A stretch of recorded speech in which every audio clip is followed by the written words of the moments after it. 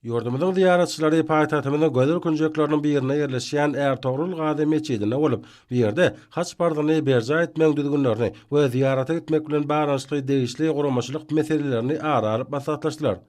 O dowamyna Islam dünýäsinde mukaddes saýlayan ziýaraty ýerine ýetirmek babatda döwlet derejesinde alad edilýän üçin arkadaly gahraman Hacı Serdarymyza hemde Hajar Kadamyza hoşarlyk sözleri beýan edildi.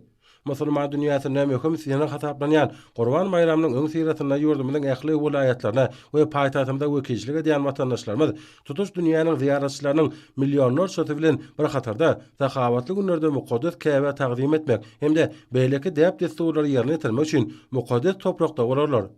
Sonra paýtatymyzdan Saud Arabistany padşahlygyna uğrayan ziyaretçiler paýtatymyzda ýerleşýän Hizret Ömer meçidine bardylar. Bu ýerde keramatly ýerlere ziýarata uğrayan watandaşlarymyz Islam dünýäsinde mukaddes saýlayan keramatly Mekke Medine gidip haç bardyny berja etmek uğruna döredip berýän şertler üçin gahraman Hajar Kadamyza hemde arkadaly gahraman Hacı Serdarymyza tüýs sürekden sag bolsun aýtdylar.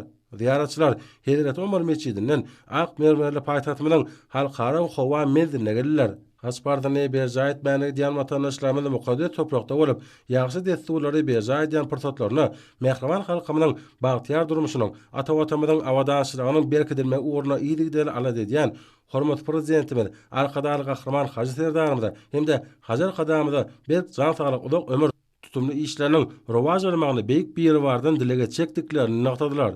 Ziyaretçiler üçin oňun şertlaryny döredilmegi, halkymyzyň döredijiligi we ösüşleriň ýoly bilen öňe beýik geljege barýan ony alamatlandyrýar we jemmeçilik durmuşymyzda täze uwuşkun çaýýar.